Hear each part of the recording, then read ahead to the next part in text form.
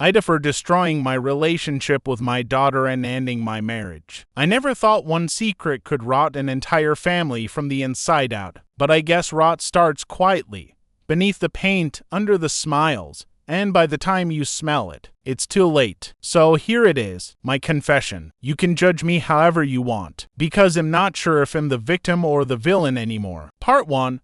The beginning of the end. My wife, Claire, was always the strong one. Calm, intelligent, decisive, the kind of woman who could make chaos look like choreography. We'd been married for 22 years. We had a daughter, Olivia, who was everything I wasn't: sharp-tongued, passionate, unafraid of the truth. And me? I was the man who always kept the peace, the one who swallowed his anger, the one who thought silence was strength. But silence is a weapon too, isn't it? Especially when it hides the wrong things. It started small. A late text, a hidden smile. Claire was working late nights. New project, new manager, someone she never mentioned by name. I told myself I trusted her. I even convinced myself the distance was normal. People change, right? 20 years is a long time, but the truth started bleeding through in quiet ways. The way she stopped saying my name when she spoke to me. The way she started locking her phone. The way she began dressing up for meetings that somehow never made it into her calendar. Then one night, I walked into the kitchen and found her sitting in the dark crying. Not like someone who had a bad day,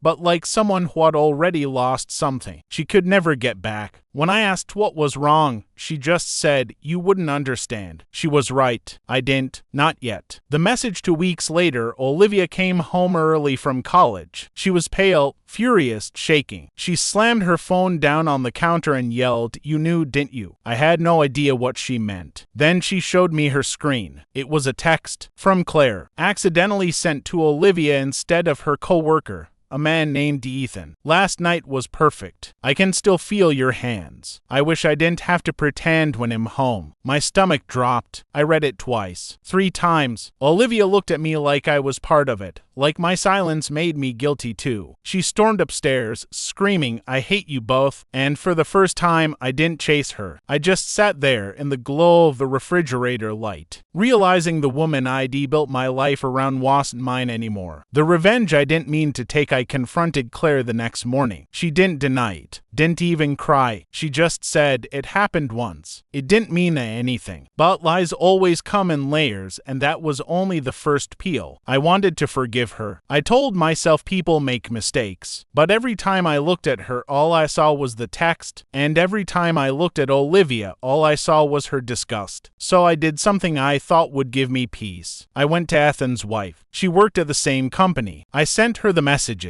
Every word, every photo. An hour later, the entire office knew. By the end of the day, Ethan was fired. By the end of the week, Claire was too. And by the end of the month, Olivia stopped speaking to both of us. The fallout: Claire called me a coward. She said I'd humiliated her beyond repair. She packed her things and left without saying goodbye to Olivia. I thought that would make my daughter come back to me, that she'd finally see I was on her side. But she didn't. She just said, "You didn't do it for me. You did it for yourself." She wasn't wrong. I tried calling her for months. She wouldn't answer. Birthdays, holidays, nothing. When I sent her a letter, she returned it unopened. It's been 3 years now. I haven't seen her since the night she found that text. Claire remarried last year. Ethan didn't.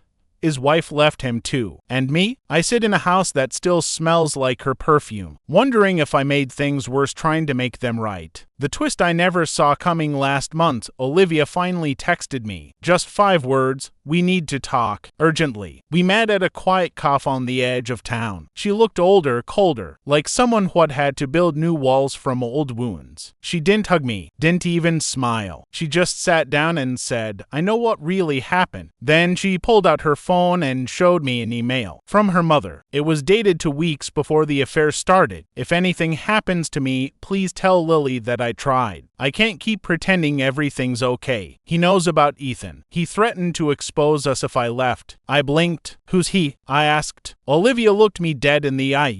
I felt the world tilt. She said Claire told her everything before she left. That the affair wasn't the cause of the collapse. It was the symptom. That for years I'd manipulated her through guilt, made her feel trapped, unworthy, small. That I'd told her once, in anger, that if she ever left me, I'd destroy her lie. And when she finally did, I kept my promise. The truth or the lie, I don't remember saying those words, but maybe I did. Anger does that. It eats parts of you and replaces them with someone else. Now Olivia won't talk to me again. She said she doesn't want to choose sides, but she already has. And maybe she should, because I don't even know if I'm the hero who fought for his family, or the monster who made sure no one else could have them. So tell me, strangers on the internet, am I the asshole for destroying my relationship with my daughter and ending my marriage? Or was I just the only one finally telling the truth? Part 2. The weight of silence. It's strange how quiet truth can sound. It doesn't scream. It just sits there,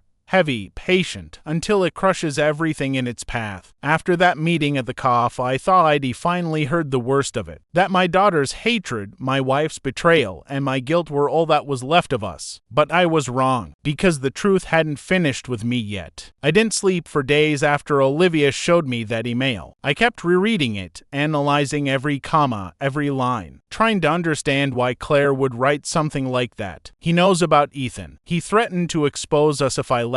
It sounded like blackmail, but I never blackmailed her. Did I? I remembered the fight we'd had months before everything fell apart. She had said she was unhappy, that she didn't recognize herself anymore. I'd told her she was selfish and grateful. I'd said, you'd ruin this family just because you're bored. She'd gone quiet then, a kind of silence that felt final. And I remembered grabbing her arm too tightly, whispering, if you walk out that door, you'll regret it. Maybe that was the moment I lost her. I tried calling Olivia again after that cough meeting. She didn't answer. But a few days later, she sent me a message. No greeting, no warmth, just a single line. You should talk to Ethan. I hadn't seen or heard from that man since the day I ruined his career. I thought had moved away, but apparently he hadn't. He lived 3 towns over, working as a contractor under a different name. I drove there that evening, heart pounding the whole way. When he opened the door, he didn't look angry, just tired. He stared at me for a long time before finally saying, "Took you long enough." We sat at a small table in his kitchen. He poured glasses of whiskey and slid one toward me. "You're not here to apologize, are you?" he asked. "No," I said. "I'm here for answers." He laughed, but it wasn't bitter.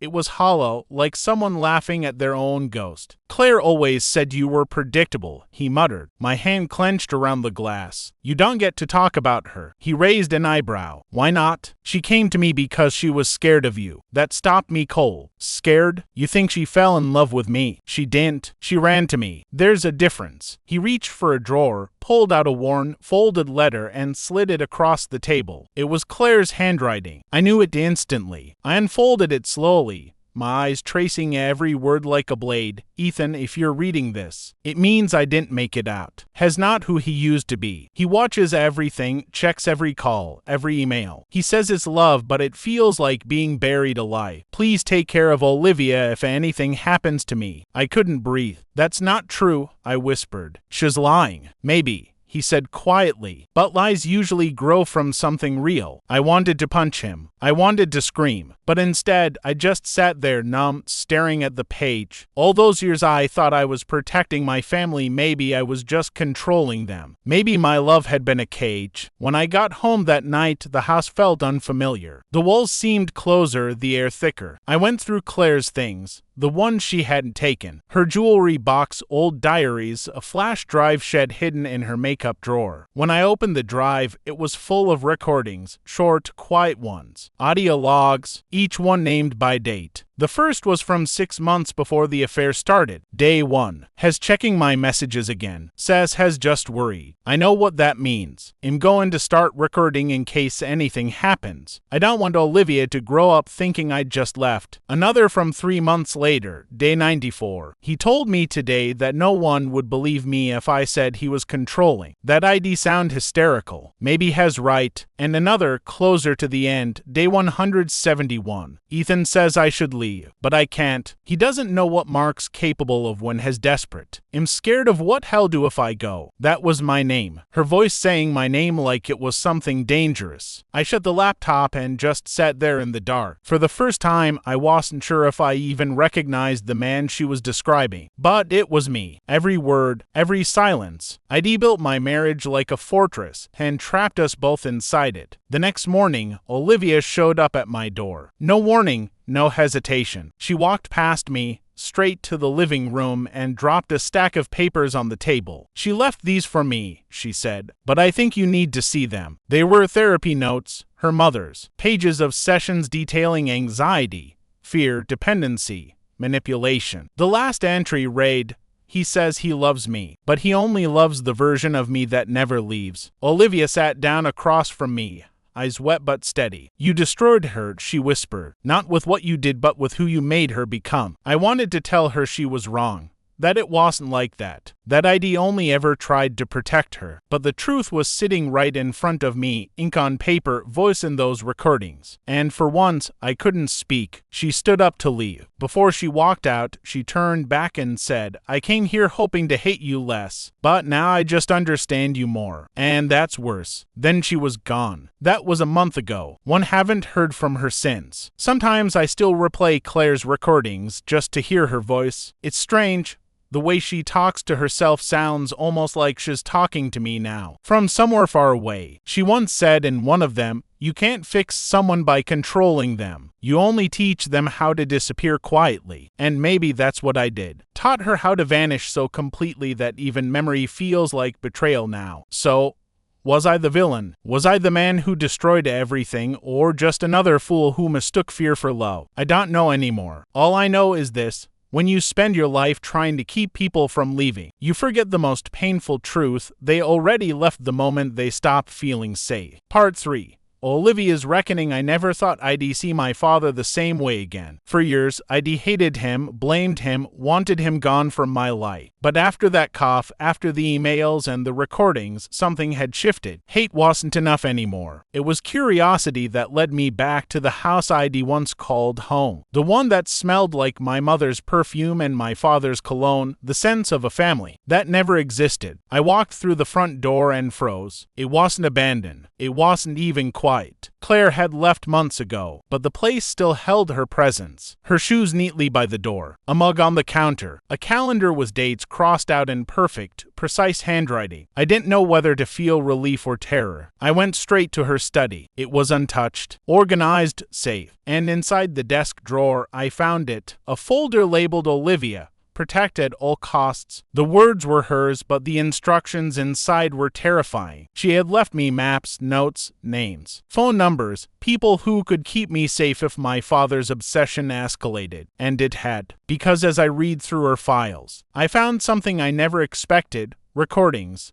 Video this time. Mom's face, tired, anxious, but determined. "If you're seeing this, Olivia," she began, "it means your father knows more than he should. Has protective, yes, but has dangerous when he feels has losing control." I froze. It sounded like she was warning me about him, about me, her daughter, the one she wanted to protect. "You must trust no one completely," she continued. "Even people who seem kind. They may be hiding pieces of the truth you can't see yet. Your father is one of them, and Ethan, well, has complicated, but he can help if you're careful." I paused the video, heart pounding. Ethan, the man who had destroyed our family when I was 16. The man I'd hated more than my father. But there was more. The next video began. "Olivia, you're stronger than you know, but you have to understand why I did what I did. Your father loves you, in his way, but he doesn't know how to let go of control. I tried to love him through it, but I couldn't. Has not evil. Has just broken. And broken people can hurt the ones they love the most." Tears filled my eyes. I had spent years hating him.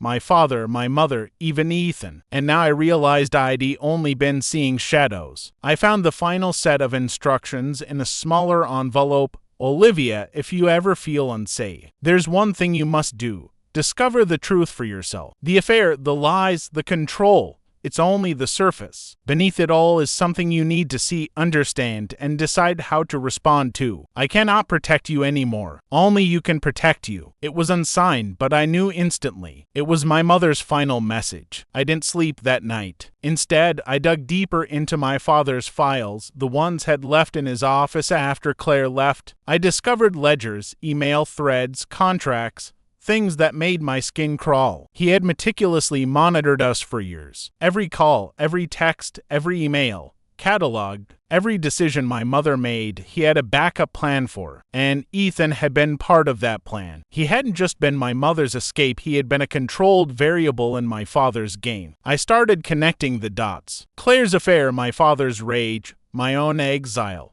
None of it had been simple. It had been engineered. Every argument, every accusation, every secret had been part of a system designed to test loyalty, obedience, and resilience. I realized something horrifying. I wasn't just a victim of my parents' betrayals. I had been a pawn in a much larger, decades-long psychological experiment. The final piece fell into place when I found a small envelope marked Olivia. The key. Inside was a single flash drive. I hesitated, knowing that opening it could destroy whatever life I had left, but I needed answers. I plugged it in. Video files. Hundreds of them. I opened the first. It was my father. Older, slower, trembling. Not the man I'd hated, but someone worn down by guilt, fear, and the weight of his own manipulations. Olivia, he whispered, I didn't know how to be a father. I thought controlling everything would keep everyone safe. But I was wrong. Everything I did, every lie, every plan, it was to protect you even if it hurt you. You have to forgive me someday. I can't fix this, but you can. The next video, I realized with horror, was me, as a child. Recorded, observed, monitored. Every tantrum, every cry, every whisper cataloged in a way that made my father seem omnipotent. And then a final file. Olivia, now you understand. You can choose the truth, or you can live a life of shadows like we did. Decide wisely. I sat there, staring at the screen, my body shaking. The betrayal I had believed was simple, an affair, a lie, a family torn apart, was nothing compared to the full picture. I wasn't just the daughter who had been wrong. I was the child at the center of a system of manipulation, observation, and control. One my mother had tried to shield me from, and one my father had been too blinded to escape himself. I realized something then. I had a choice. I could walk away, leaving the past to rot like it always had, or I could confront the truth fully, unearth every lie, every secret, every betrayal, and decide who I wanted to be in a world built on deception. And for the first time in my life, I understood that the cost of truth might be my entire family, but at least it would be mine. The story ends here. For now, because some betrayals are not meant to resolve. They are meant to be inherited, and some truths are only survived by those brave enough to face them.